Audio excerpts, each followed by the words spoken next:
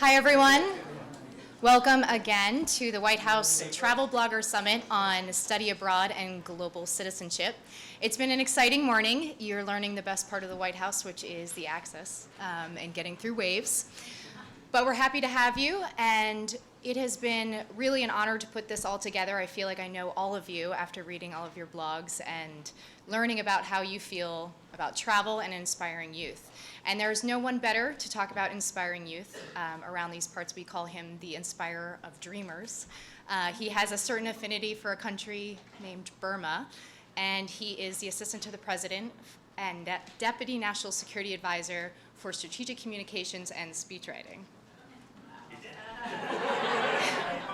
Out of memory. He's also my boss, and he's amazing. Ben Rhodes.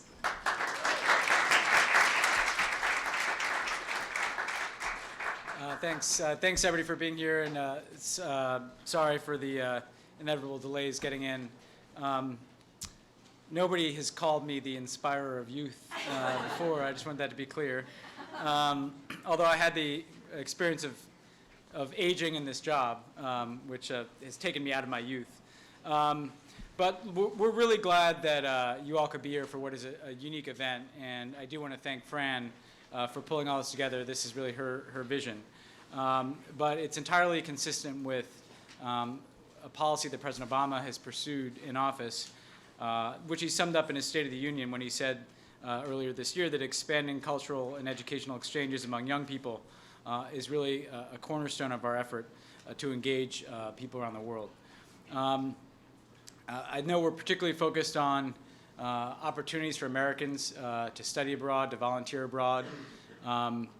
I myself was shaped by that experience, as I know many of you were.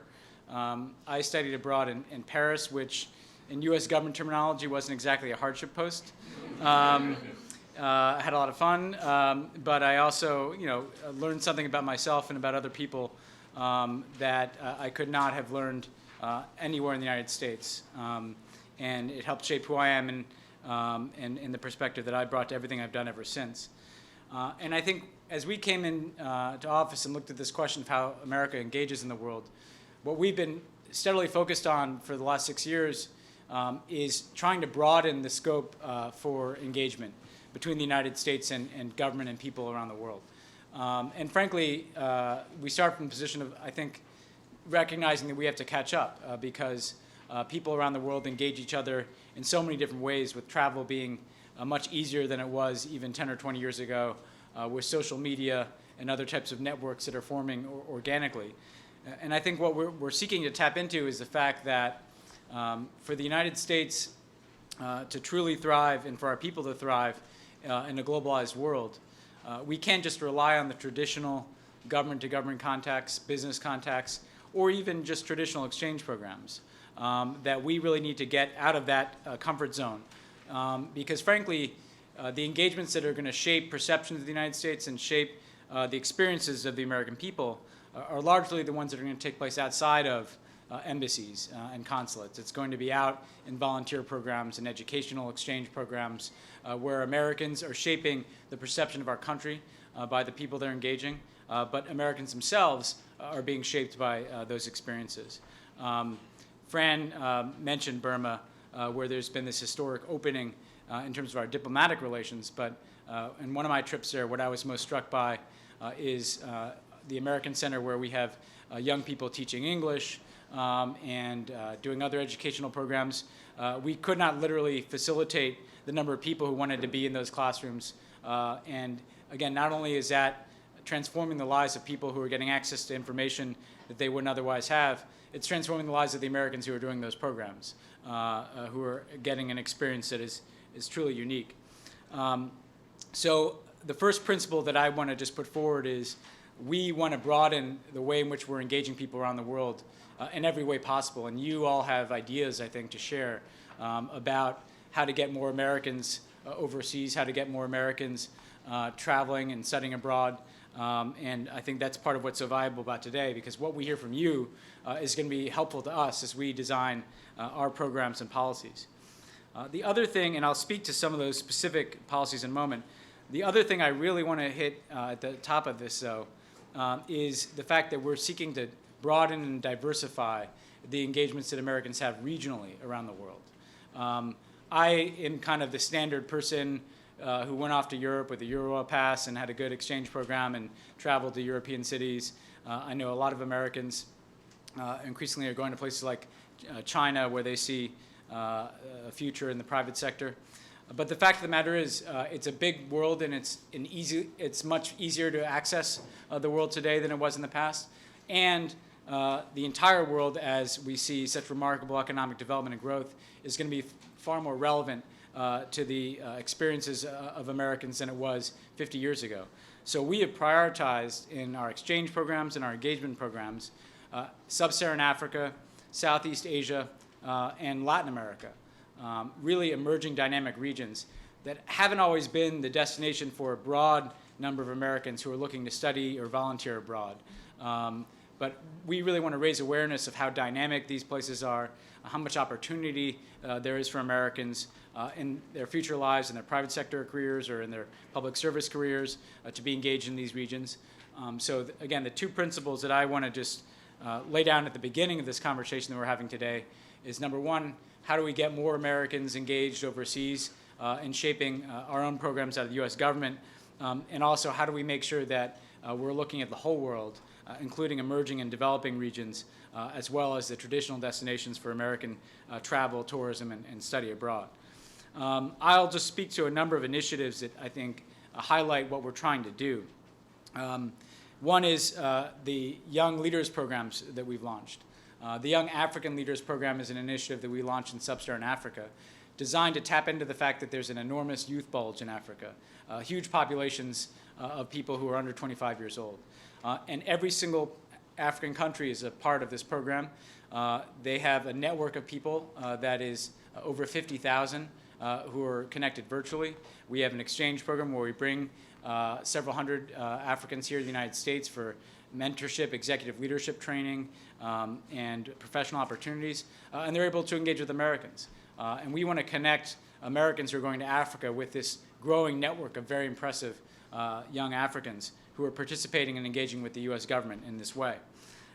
We recently broadened that to a Young Southeast Asian Leaders program that is in the 10 ASEAN countries of Southeast Asia, recognizing there, too, that we have an enormous youth bulge that we want to tap into and forge relationships. There's a program that we've been very invested in the Americas called 100,000 Strong in the Americas.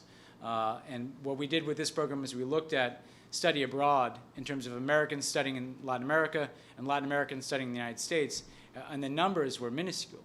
Given the bilingual nature of our society and given how much commerce and education and science crosses the border to our south, we wanted to hit the number of 100,000 Americans traveling and studying abroad, I should say, in Latin America, and 100,000 Latin American students coming here to the United States.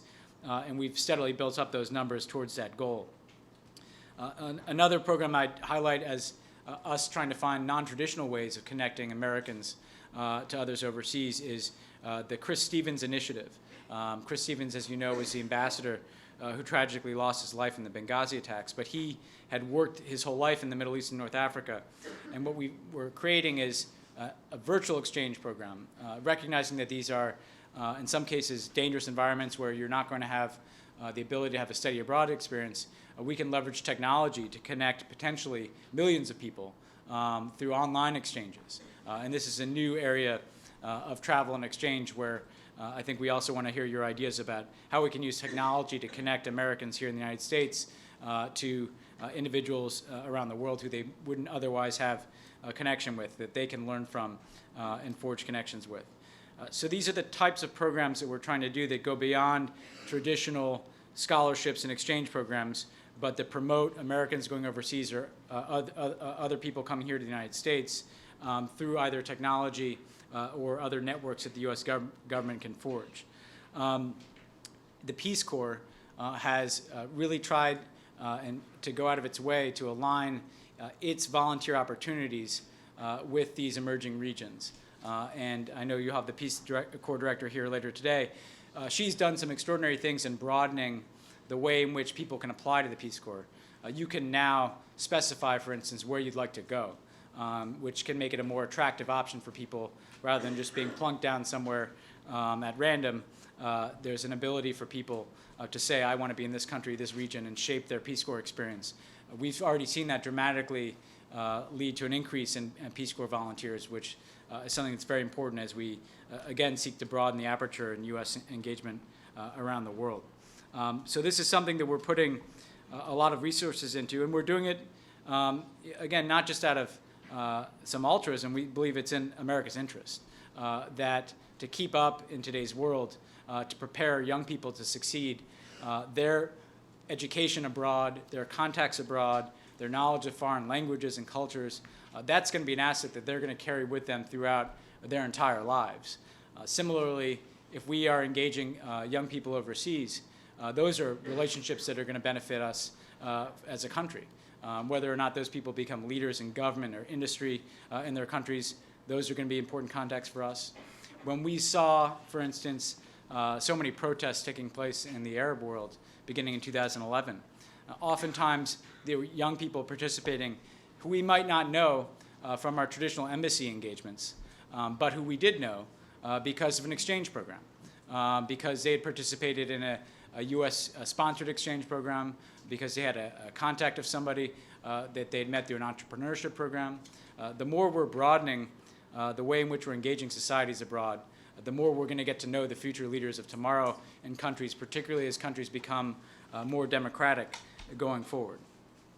We recognize that this is not a U.S. government effort alone, and in some cases it shouldn't be a U.S. government-led effort.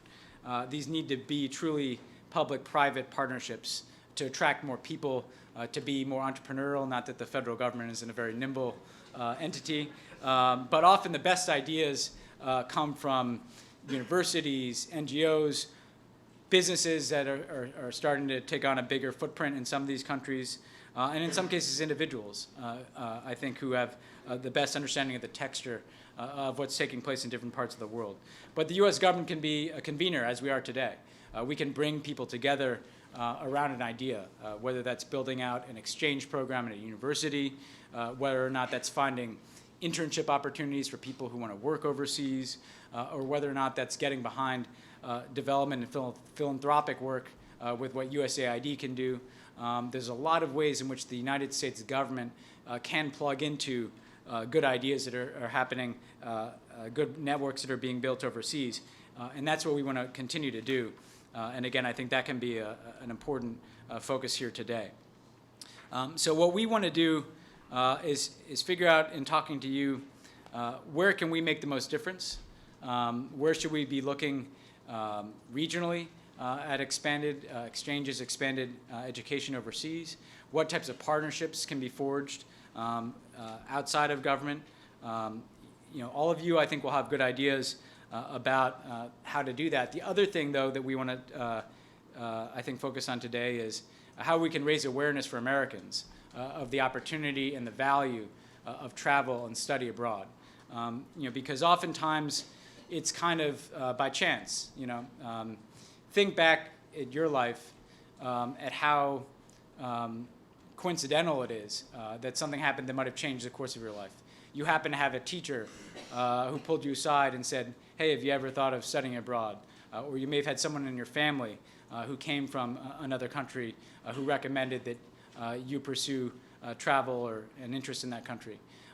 That's a chance that some of us had, but it's a chance that everybody should have. And that includes people who come from less privileged backgrounds, people who might think that this is out of their reach, people who might think that they're not in an income bracket. Oh, study abroad, that's for someone who has a lot of money.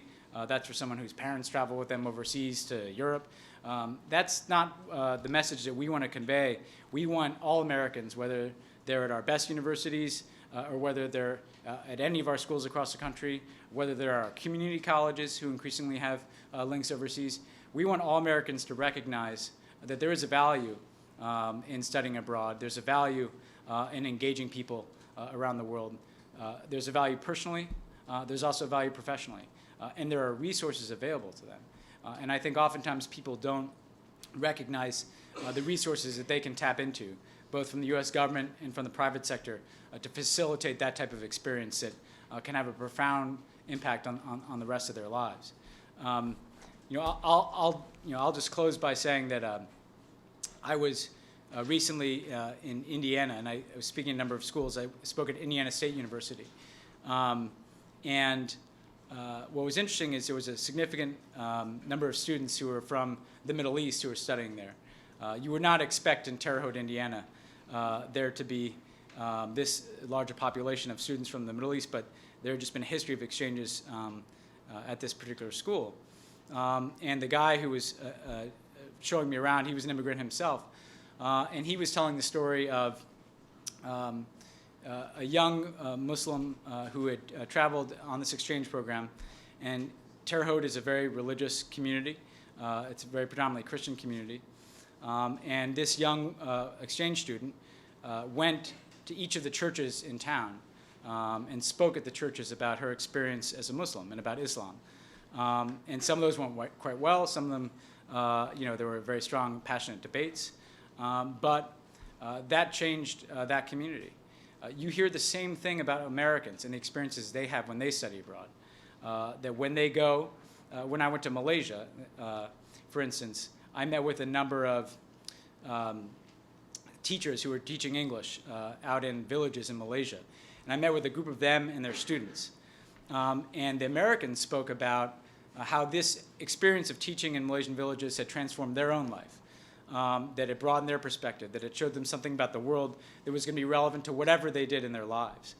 But also, I spoke to the students there, and they said it transformed their view of America, that they had never thought of America as anything other than, a war in the Middle East or a drone. And then suddenly these young people are there, and they're excited, and they're dynamic, and they're kind and generous, and they're suddenly seeing America in an entirely different light. That's the type of value that you can only get through these type of exchange programs. And I'll never forget that I asked each of the students what they were going to remember about their experience with these teachers who were, 22, 23 years old. And there was one kid who had previously said that he was kind of angry. He had been a teenager. He was in difficult circumstances, and this teacher made a huge impact on his life. And when I said, what are you going to most remember about this experience? He said, I'm going to remember Kathy's smile. And that's the type of contact that can only come from people getting out of their comfort zone and going to a place that they never thought they'd go to and having that type of experience. So you all, I think, provide enormous insight into what types of connections can be forged around the world. You all have your finger on the pulse of things that we frankly can't do from here. So we want to make sure that we're hearing from you as we're thinking through our own approaches, but also we want to make sure you're hearing from people in the U.S. government who are doing different things in this space. Because, again, that may prompt a connection that might not have occurred to either of us heading into today. So thank you for being here. I believe Evan is speaking next, so everything is about to get better as I hand this over to a very talented and important and lovely person. So thank you. Thanks.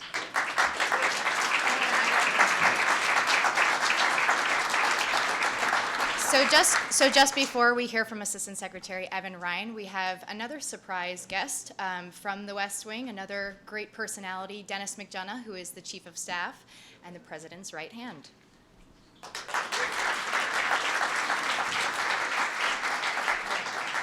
All right.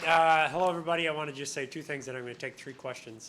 One is to say thank you for coming down, as evidenced by my friend Rob Fenstermacher, who came down from New York. We're really grateful for the fact that you've taken time out of your busy schedules to come down. That's one. Two, what you do is indelibly adding to the national interest every day. Ben has just enunciated a series of reasons why that's the case. I see it every day in what I do, the people we hire in the United States government, and the economic impact of travel and study abroad having on not only the economy today, but our economic competitiveness over time. And I know you've been getting those numbers from some of the folks who have come talk to you during the course of this period, but let me just underscore that again. And third is that our hope is simply that you leave here mindful of the fact that the President and all of his team and Secretary Kerry and Evan and her team really appreciate what you're doing. We are able to better influence world events because of what you're doing, and we hope that that adds even additional enthusiasm for you and for your teams in what you're doing as a matter of course. The rest of my remarks, I'm going to assume that you can incorporate into the record. And why don't I take a couple of questions and I'll get out of your hair. Just one thing is there's no hand around mic, so it may not be. You may just have to elevate your voice, so to speak. So, any questions? Where did you study abroad? I studied abroad in Spain in 1991. Fascinating time. The United States was, as you'll recall, under the leadership of President Bush and Secretary Baker, gearing up for and then carrying out the war to liberate Kuwait. I remember at the time being fascinated and also being very confused and trying to understand the Spanish newspapers what was going on. But it gave me, first of all, a wonderful country. Second of all, a great opportunity to hone my language skills. Third of all, it was a particularly exciting time to be an American abroad. I think there's oftentimes that's the case. It felt to me, given the lead up to what we now call Gulf War I, was a very intense period. So I'll always remember it. And I'm hopeful now as my kids grow older that they'll have a similar experience. Yeah. I'm wondering what the White House is doing in particular as it relates to public service, so whether it's Peace Corps or Teach for All, in addition to the study abroad, is that sort of part of the program that you're thinking through? Yeah, well, we have a social innovation office, and its head just walked in and just walked out. Oh, so there he is, Jonathan in the back. So this is a fundamental tenet of the president's term in his presidency and his 2 terms here in the White House, where we're trying to underscore that service in many of the ways that you just talked about, as well as teaching, straight up public school teaching here, military service, service in the development agency at USAID, service in the Foreign Service, are fundamental tenets of America's strength. You'll hear him talk about that in a variety of public settings. He also, in his personal interactions, either as he travels here or overseas, tries to make sure that he's interacting with and lifting up the stories of those patriots who are undertaking that service now. But I know you'll hear more about this from Jonathan over the course of the afternoon. Yeah. What kind of initiatives do you have in place for students who want to study abroad but can't necessarily afford it themselves? Well, the first thing is, and you'll get more on this during the course of the afternoon, but the first thing is we are aggressively pushing to make college in and of itself more affordable. That's in the course of just the last 6 months or so has involved 2 principal efforts. One is we're trying to use the power of transparency in the market through a college rating system to make clear what students are paying and what they're getting for a result of what they're paying. This is a controversial idea, and frankly, many of our traditional friends are not particularly happy with it. But we'll be rolling that out now. We've been undertaking the methodological research out of the Council of Economic Advisors to prepare the rollout of that scorecard, and that will happen over the course of now 2015, where parents and students will be able to take a look at value proposition of individual colleges. That's one. 2 is to make sure that, as we're also trying to drive down the cost of college, make sure that affordability of student loans is more tenable and more sustainable. The numbers that we're seeing of students now graduating with debt is remarkable, contributing to a lot of troubling developments among millennials, as we call them, you young people these days. And so we had a very good breakthrough early last summer on a bipartisan measure to decrease the cost of student loans, and we'll continue to work that. That's one of the things that I know, for example, Senator Alexander, who's taken over the Help Commission, the Education Commission Committee in the Senate wants to work on. Third is then just making sure that in terms of making sure that students have access not only to loans, but also to grants. And one of the big things that came out of 2009 and 2010, which we continue to be able to invest in working families, is a dramatic expansion of the availability of Pell Grants. And those numbers have been quite astounding, and we'll continue to push on that in the years to come as those early years funding peters out. So the bottom line is, we don't see the cost of foreign travel or foreign study as separate or apart from the cost of college here, for the reasons that Ben pointed out. And then at the end of the day, the value proposition of what you get from a college education is obviously something that we're continuing to lift up. Why don't I take one more, and then I'll let you get back to work. Speaking of finances, as the mother of a junior in high school, Uh-oh. study abroad program this summer, it's not cheap. No. Any thought that you could incentivize us to taxes? That's a good idea. Let me. Hey man, that's believe me, people come in here arguing making similar arguments all the time. Look, chances are we are working that. I just don't know. But let me take that one. I have kids. If you get your number here, I guarantee you somebody will. Probably better your email. But look, as somebody, I have kids themselves who are going to foreign language immersion school.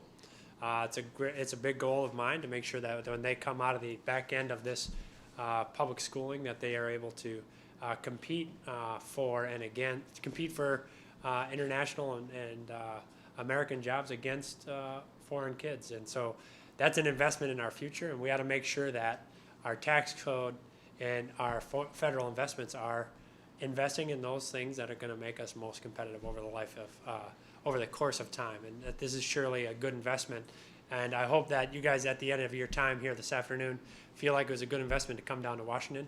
I know it was kind of wet and kind of soggy coming in, but I'm really grateful to have had the opportunity. I know you're going to hear from Assistant Secretary Ryan, so thanks a lot for everything that you guys are doing, and keep up the good work.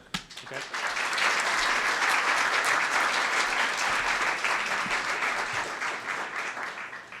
Thank you all so much. I am the Assistant Secretary at the Bureau of Educational and Cultural Affairs at the State Department, and I've been in that job for about 14 months. And before I was there, I worked here with Vice President Biden. So I'm going to give you a little bit of inside White House information right now.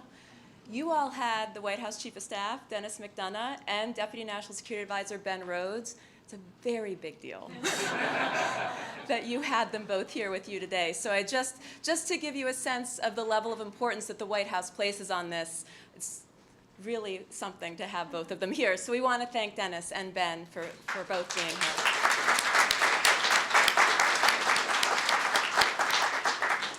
I would also like to particularly thank Shannon Green and Fran Haluba, who have been leading the charge here and working on this. We really want to thank them for all of their work in convening this important group. And just for a second, I would like to thank my team, Liz Allen and Megan Curtis and Heidi Manley and Anthony Collia.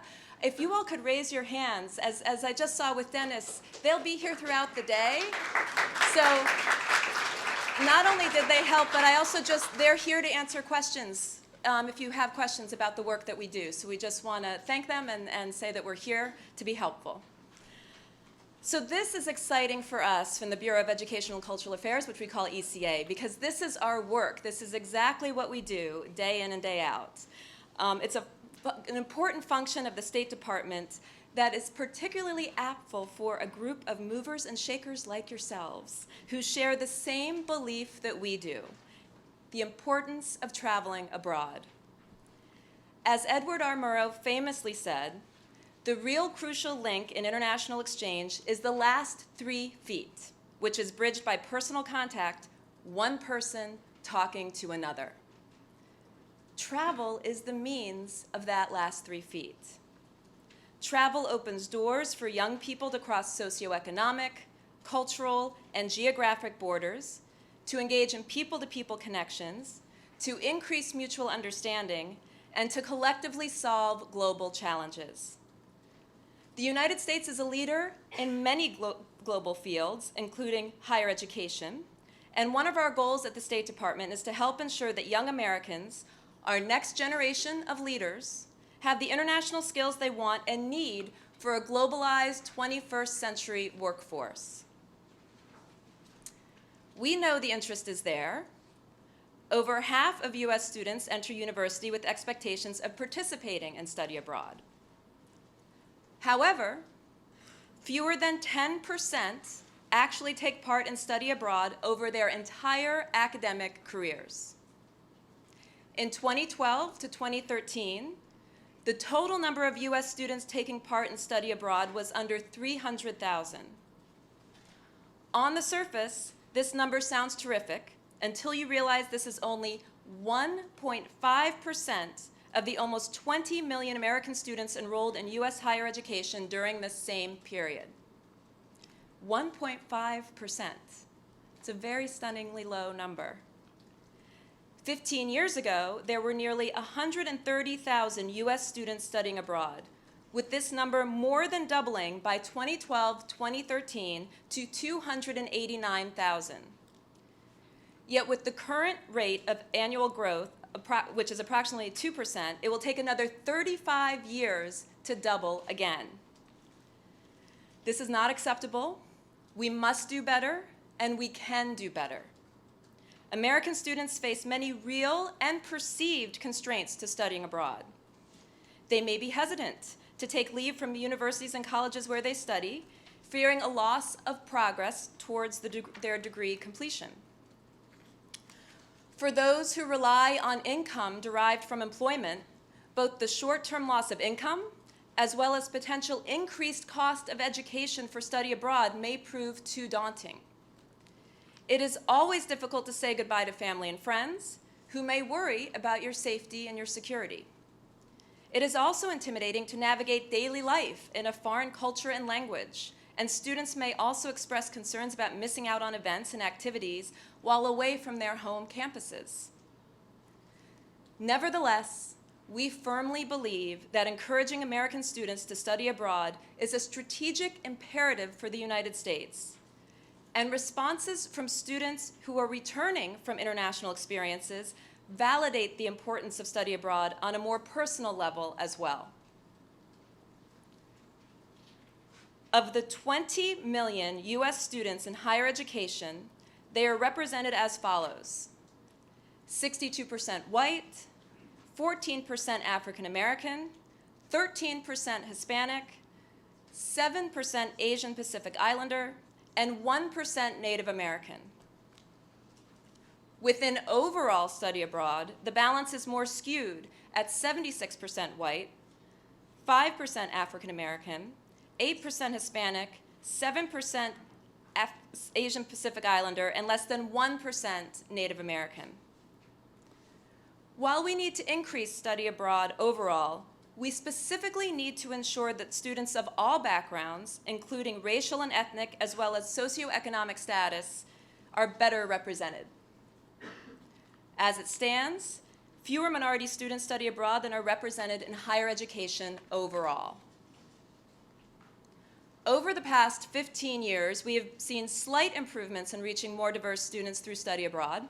Between 2000 and 2012, minority representation in international study has seen an increase from 16% to 24%, with over 68,000 minority students studying abroad during the 2012-2013 academic year. We are making progress, but we can do better to be more reflective of American society. While we must strive to improve diversity and study abroad participation, we must do likewise in the choice of destinations. 15 years ago, over 60% of US students taking part in study abroad traveled to Europe. And as you heard, we had Dennis McDonough, Ben Rhodes, and I'll say I myself studied in London, I will say, followed by 15% to Latin America, and with single digits for all other regions of the world. The current picture of international study shows improvement with a greater diversity of study abroad destinations. As was the case 15 years ago, Europe remains the primary destination for Americans studying abroad. And while overall numbers of Americans studying in Europe have increased, the percentage has fallen actually from 63% to 53% over this time period. Even so, 32% of all US students taking part in study abroad currently travel to one of only 3 countries in Europe: the UK, Italy, and Spain. Latin America, a focal point of the President's 100,000 Strong in the Americas initiative, which Ben mentioned, has seen an increase over the last 15 years with an overall doubling in numbers currently standing at 16%. And within the region, Brazil has increased 7-fold in the same period of time. Asia, over the same time frame, has seen considerable growth, doubling its share from 6% to 12%. And China, another White House priority country for study abroad, is one of only 2 countries over 15 years to rise into the top 10 destinations for US students studying abroad, with a significant increase from 2% to 5%. With fewer than 10% of US students taking advantage of study abroad opportunities, that leaves over 90% of American students without this vital component as part of their education. We must strive to expand overall participation rate in study abroad, make sure to further diversify student participation so as to better reflect American society overall, and we must ensure that Americans are learning about the peoples and cultures across the entire world, not just a handful of countries. Why must more Americans study abroad? It is crucial for our country's next generation of leaders to travel, live, work, intern, or volunteer abroad in order to gain the skills needed to understand and operate within the global political and economic landscape of the 21st century. It is in America's national interest, writ large, to build and sustain a globally minded and internationally literate workforce, not just for government, but for private industry and society more broadly.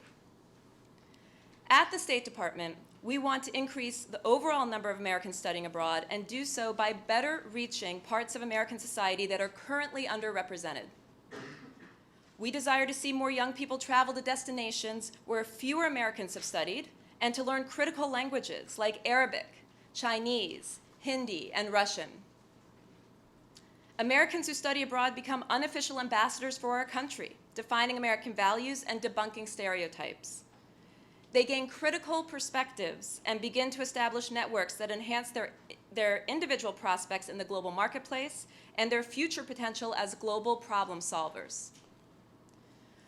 We send over 7,000 Americans, from high school students to college students to young professionals, abroad on exchange programs every year.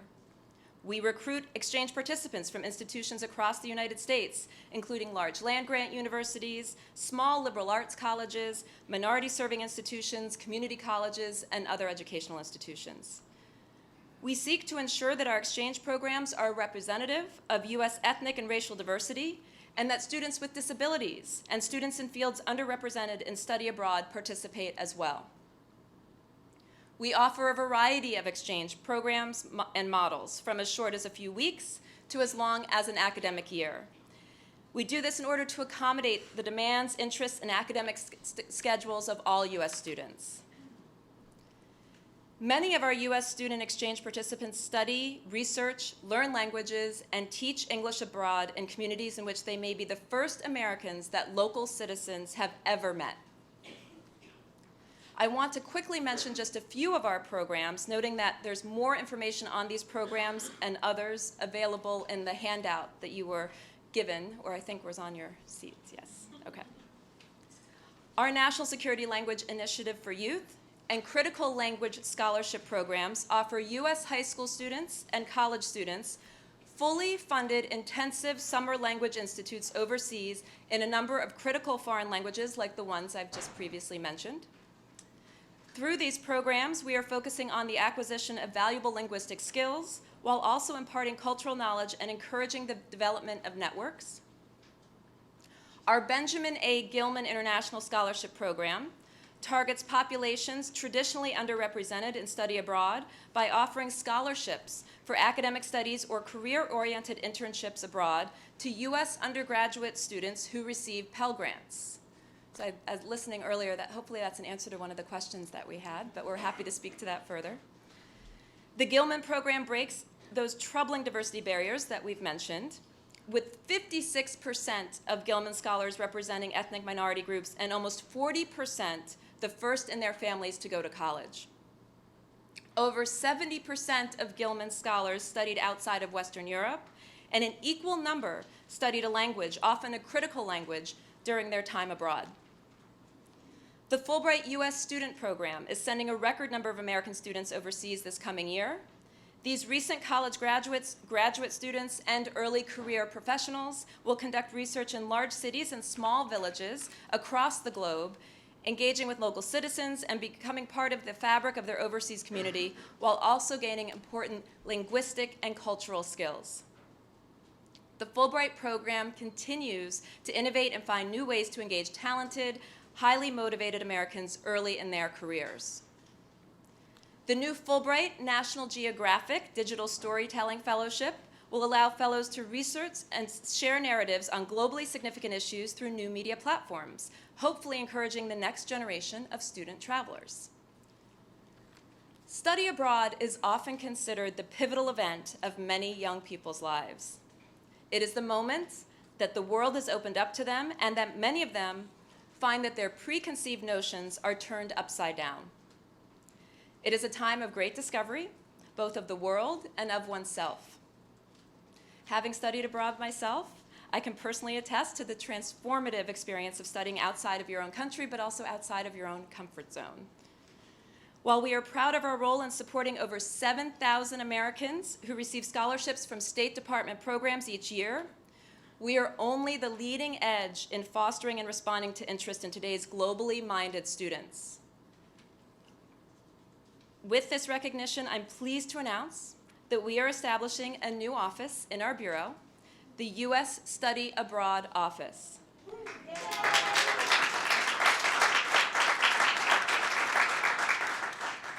This office will manage some of our premier study abroad programs and advocate alongside the broader community for the benefits of study abroad, including to students, parents, faculty, administrators at colleges and universities, private sector representatives, and many others. So we're very proud of this. It's a big part of why we're excited you all are here today. And we're also excited to announce as well our partnership with the Institute of International Education and College Week Live to launch their first ever virtual U.S. Study Abroad Fair that will be taking place on February 25th online and everywhere. And again, my team, everybody who's here can help answer questions about that, but we're excited to announce that. So that's February 25th. All in all, we are fully engaged in expanding study abroad opportunities to American students throughout the country. Our partners in the business and nonprofit sectors, many of who I know are joining us here today, can contribute as well, and I'm hoping that you'll be inspired to do so. Let's think and work creatively together to share the values of study abroad for our workforce and our society, to encourage young people to gain a global perspective as part of their studies, and to make the most of the talented and globally minded individuals who have benefited from study abroad by hiring them and working with them to solve our social and economic challenges. As travel bloggers, you all are experts in communication and in technology. That is why you're here. And there's a lot of talent and experience and creativity just in this room. It is our hope that each of you will join us in touting the benefits of study abroad and encouraging greater and more diverse numbers of American students to travel and study abroad. We know that today's globally minded students have a strong interest in either studying abroad or in working abroad. Surveys over the past 10 years show that well over half of our current or incoming college students share this interest. So why aren't more students studying abroad? How do we get greater and more diverse numbers of American students to surmount real and perceived barriers so they can actually act on their interest and study abroad? These challenges are the ones that we hope to transcend, and we hope we can count on all of you to join us in that effort. So we encourage you to share the message that you hear today. Study abroad is important, and study abroad is for everyone. Blog about it, tweet about it. I see that you're already tweeting about it, I know. And I want to thank you all for joining us here today. Thank you.